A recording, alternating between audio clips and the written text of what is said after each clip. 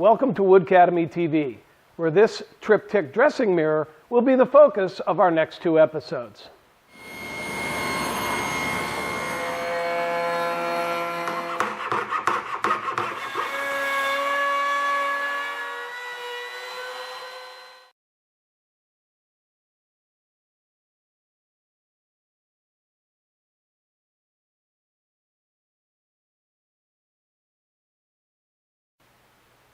Now you know that I'm always going to remind you to use your eye protection and your hearing protection when working in your shop. But with this particular project, we're going to be doing some unique sorts of milling here at the router table, and we're going to be using some relatively large bits.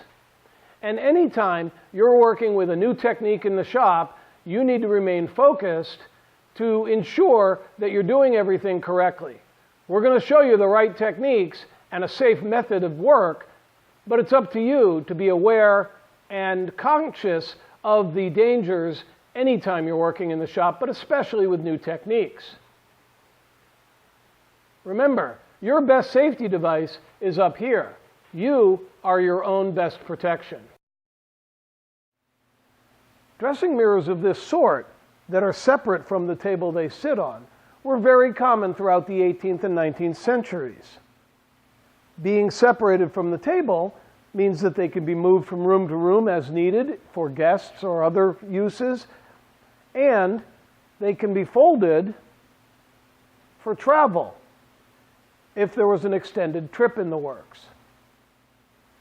This particular style is known as a triptych mirror because there are 3 mirrors. The center one, the main mirror, can be tilted up and down for different heights of table and different heights of user. And the wings can be folded in and out, allowing for seeing the sides of the head or even the back, depending on how it's done. This particular one happens to be an original design. I took features from various antique mirrors I've seen over the years and combined them into a mirror that I wanted to build. As usual, we're going to tackle the most difficult part of the project first, here in episode 5. And that, of course, are the mirror frames. So we're going to create a set of templates to lay out the sizes and shapes of all the parts, a couple of templates for the curves that we need to make our walnut parts in, and we'll go ahead and create a jig system to be able to mold the curved parts on the router table successfully and safely. We'll also create some templates that we can send to a glass company to cut the mirror parts. This is very important, and it's a step that needs to be taken in order to ensure that the mirrors will be the size needed and the shape needed to fit the frames as we create them. Then in episode 6, we'll turn the finials and the legs on the lathe, create the uprights that hold the mirrors, and build the base, including the curved front drawers. But for now, let's get started on the mirrors. Now, what sets this mirror apart from other styles I've seen is the molding on the face of the mirror frames rather than the outside. And this is done for a reason. Molding the curved pieces here is relatively easy at the router table. A bearing bit and a template, and you're on your way. But here, we've created the profile on the face of the mirror. And on curved parts, that's more difficult. And it's more complicated still because this mirror part is curved in the convex, and this is curved in the concave. But both of the parts, the outside of the curve has to be on the base of the router table, as I'll show you. And so that requires that the profile done here has to be symmetrical, because these are going to be placed opposite of the way they're milled, or one of them will be, and if this is not a symmetrical profile, that won't match up. The bits we're going to be using during this project were graciously provided by our friends at Infinity Tools. This project does require a lot of curved templates, And the most accurate way to do this is with a router and a trammel. I'm using the CRB7 router base from mPower Tools along with their compass kit. The compass kit, or trammel, is set to a 14-inch radius curve, and the first cut is made. The arc is then reset to 13 1/8 and the curved template created from the blank. I'm using 1/2-inch Baltic birch plywood here. I'm creating 2 arches at 7/8 of an inch wide, and the larger piece, which also has a 14-degree radius, will become the carrier for milling the curved sections of frames later. Even though the 2 arch templates are exactly the same, the rabbets will be in different places on the concave and convex parts. And this will be important when we mill the parts. So the 2 templates were marked accordingly. Small pilot holes were drilled through the rabbet sections of these templates, and a couple of fast cap spline nails inserted into the holes. These will hold the templates in place as the arches are shaped. The arch stock is face jointed, then planed to 7/8 thickness, and the templates secured in place using the blind nails. The arch templates allow for laying out the parts, avoiding any knots or blemishes in the wood. So this is a good way to use up some stock that otherwise might not be perfect. These parts are then rough cut on the bandsaw, leaving about a 1/16 of an inch all the way around the part. The frame arches are now flush trimmed at the router table. Here I'm using Infinity Tools Mega Flush Trim Router Bit. The large diameter of the bit and the staggered up and down shear of the carbide cutting edges will provide an exceptionally clean cut, even as the grain direction changes across the arc. The template is only 7/8 of an inch wide, and that makes this process a little bit tricky. I'm using a start pin to control the initial contact with the bit, and my microjig grippers allow me to control the part while keeping my hands well away from the cutter. You will need at least 3 of these blanks, and processing an extra one at this point is not a bad plan.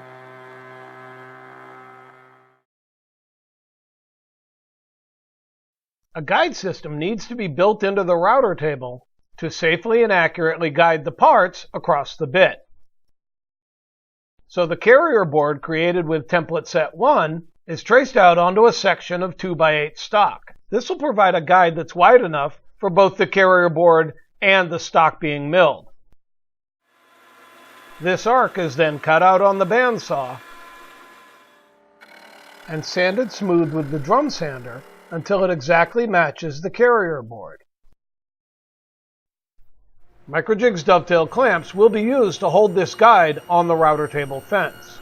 So both ends of the guide get a relief groove and then a dovetail slot cut according to the clamp instructions. A 2-inch section is removed from the center of the guide to allow for bit clearance. Then the 2 pieces are adjusted and clamped in place until the curve exactly matches the carrier plate again. All of the parts will get molded using one of Infinity Tools' picture frame router bits. There are several choices available, but as discussed, we need one that is symmetrical top to bottom. The bit height needs to be set according to where the carrier will pass by it. So it was marked 7/16 of an inch up from the arc. This represents the center line of the arched frame part once it's mounted to the carrier. The bit is raised until its center point meets the line. And finally, the fence is adjusted until the bearing of the bit is dead flush with the faces of the fence. For safety's sake, the arch blanks are going to be mounted to the carrier board with screws. And by placing the screws where the rabbets will be cut later, there will be no need to repair or deal with the screw holes. To locate the screws in the center line of the rabbet on both the convex and concave parts, lines were marked on the carrier board at 5/16 and 11/16 in from the arch, and pilot holes drilled 2.5 inches in from each end. The convex and concave arch pieces we'll use different locations for the screws, so that the parts are screwed on where the rabbet will eventually be. The marks on the parts left behind from the blind nails during flush trimming will show which pair of holes to use on the carrier. The arch blank is then carefully positioned along the edge of the carrier, pilot holes drilled for number 6 by 3/4 inch long screws, then screwed securely to the carrier. It's now ready to be milled at the router table.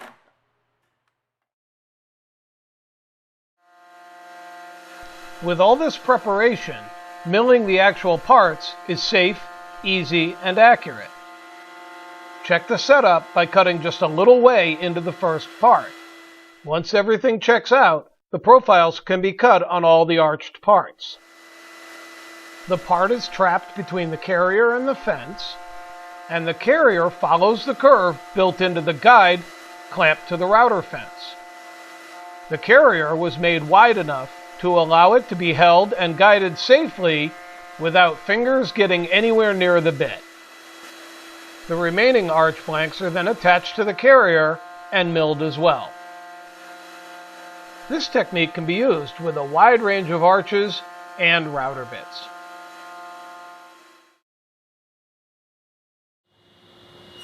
The stock for the straight frame pieces are prepped to 7/8 square and left long. The guides are removed from the router table fence and the bit height reset to be centered on the square stock. A small test section is cut and checked against the arched pieces to verify that the profiles match. All the frame stock can now be milled. Note that all the stock was marked on one face before it was ripped. This is to ensure that all the parts are molded with the same grain orientation, providing a consistent look across all the parts. Rabbeting the frames will be done at the router table using one of Infinity Tools' rabbet combo sets. The set includes different diameter bearings, allowing for different widths of rabbet. A bearing was fitted for a 1/4 inch wide cut, and the height set to 7/16 of an inch. The rabbet will remove the screw holes in the arched parts, so make sure that the proper edge is being milled. Just like when flush trimming, the start pin is used to control the initial contact with the bit, and grippers are being used to hold the parts securely and safely. The rabbet will end up a 1/2 inch wide, but to prevent tear out, it'll be milled in 2 steps.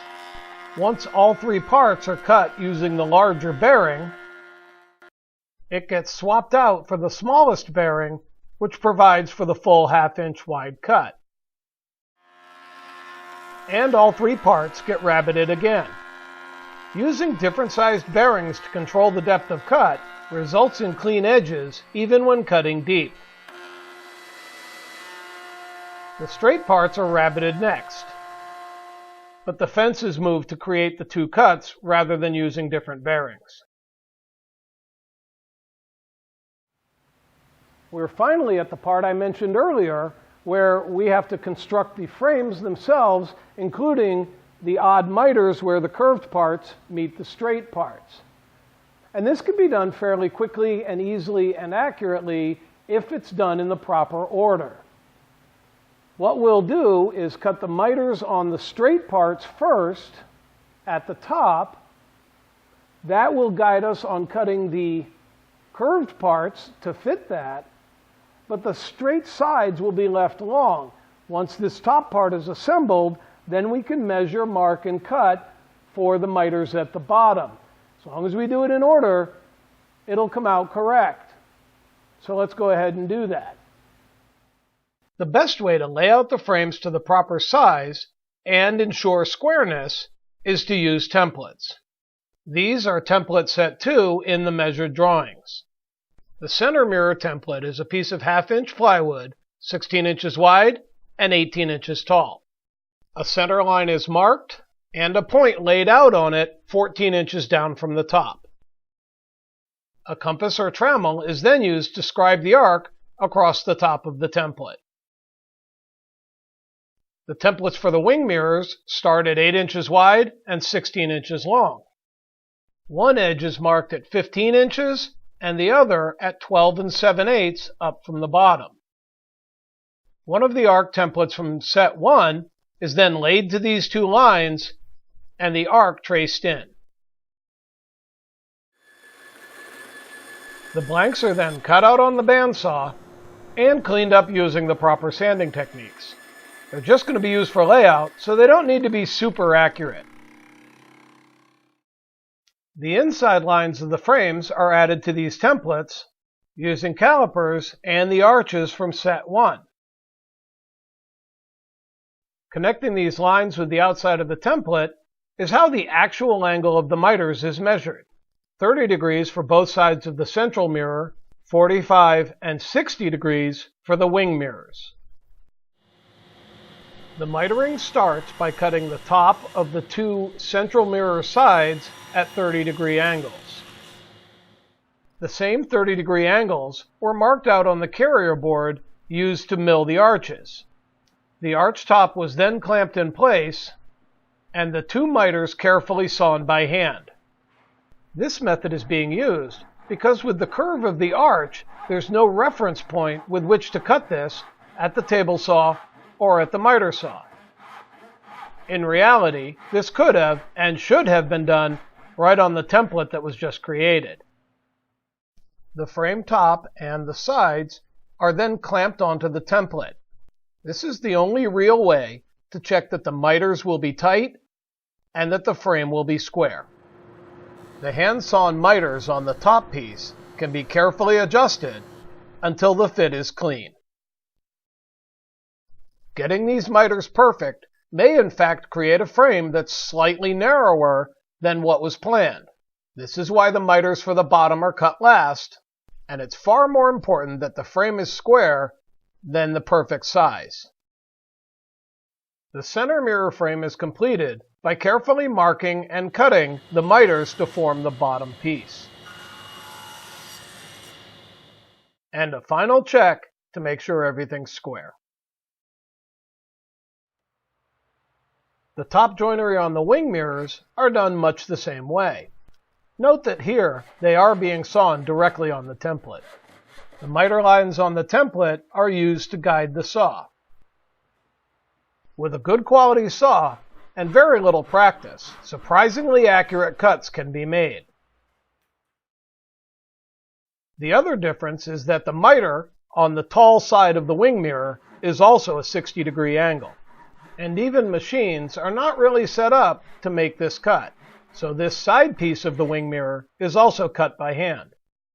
This joint is very likely not to be perfect with the first try. To make it perfect, both parts are clamped as tightly together as possible on the template, and the saw run down through the joint between the two. By cutting both faces of the joint with the saw at the same time, any variations are mirrored from one to the other, allowing the joint to fit perfectly. All of the remaining cuts are simple 45s, marked and cut just as with the center mirror.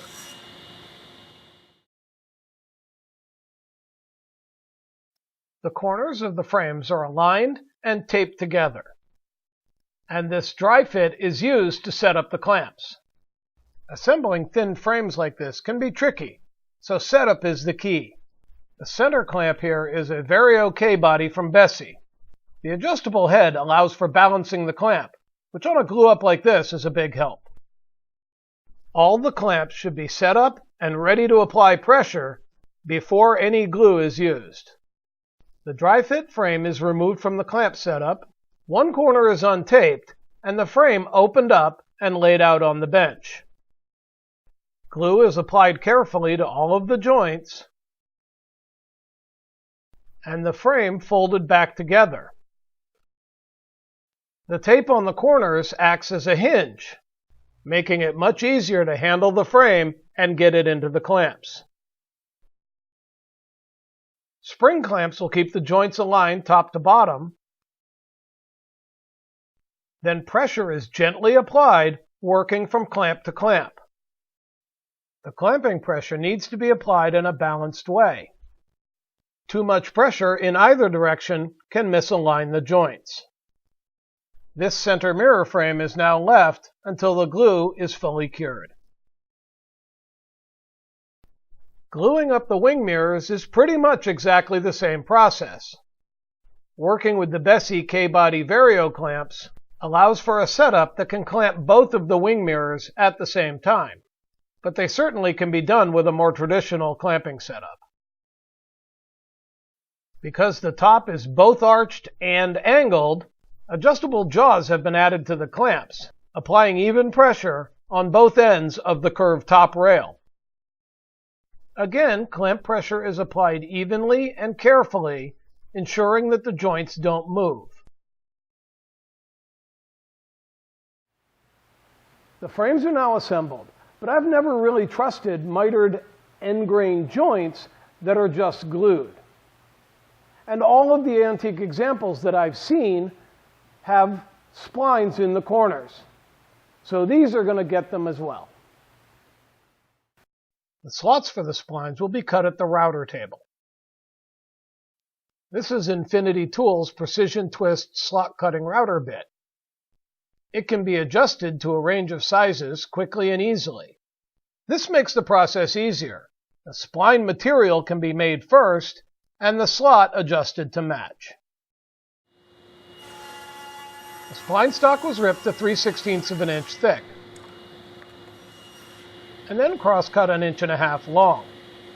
There will be 12 splines, but there's no point in not cutting up a bunch. The bit height is set to the center line of the frame, and the router fence set for a 1/2 inch deep cut. A piece of MDF is being used as a backer and to guide the cut. The MDF is cut to a 45-degree angle for the bottoms of the frames, and the guide is reversed to cut the third 45-degree angle on the wings. A 30-degree angle on the MDF allows for cutting the 60-degree miter. And finally, the 30-degree angles on the top of the center frame are guided by a 60-degree angle cut into the MDF. The splines are glued into all the corners, ensuring that they seat fully in the slots. The frames are then set aside to cure.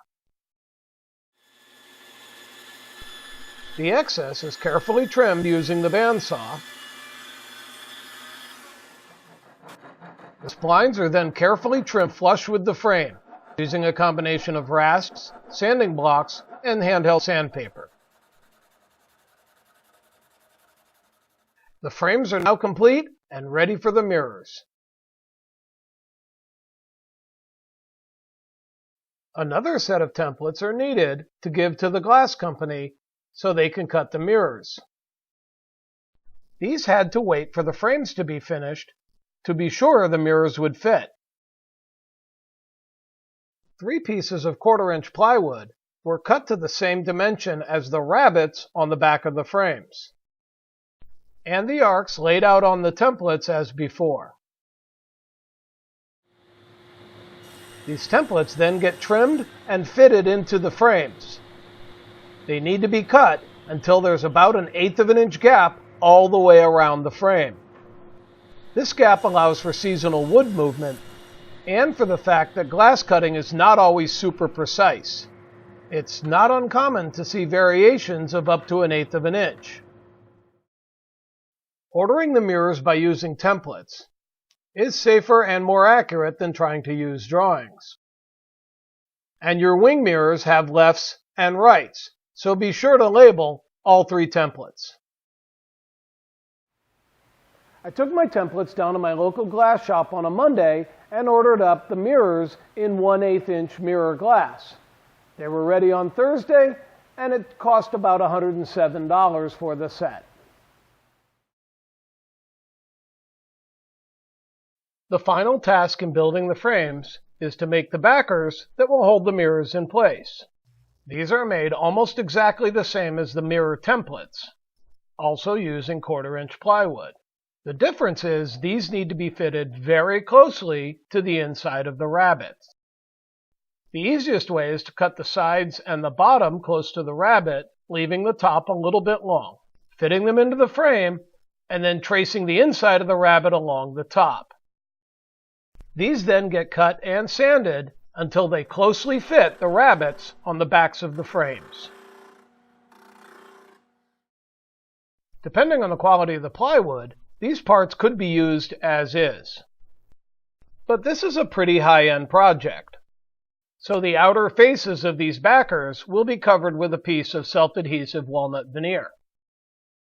The parts are laid out on the veneer so that the grain will run top to bottom on the backs. The veneer is sectioned and then trimmed to have a 1/2-inch border all the way around the plywood parts. The border allows for some error when sticking the two together. The adhesive is then exposed on part of the veneer and the plywood carefully aligned to it. The veneer must be visible beyond all edges of the plywood. The paper covering the adhesive is then carefully pulled from between the two, pressing the plywood to the adhesive as it's exposed. This method prevents air bubbles from being trapped under the veneer. The veneer is then burnished down onto the plywood. The pressure-sensitive adhesive will set permanently within 24 hours. A sharp utility knife guiding along the plywood makes short work of trimming the veneer. The mirror frames are now complete, and when all of the templates and jigs have been taken into account, this really does represent about half the work of this entire project. In the second episode, we'll turn all of the finials and the feet that are needed. We'll build the uprights, the carcass, and the curved drawers, and finish up the project. So be sure to join us for part 2 of our Triptych mirror build here on Woodcademy TV. Woodcademy is made possible with the generous support of our sponsors. Please take a minute and let them know how much you appreciate it.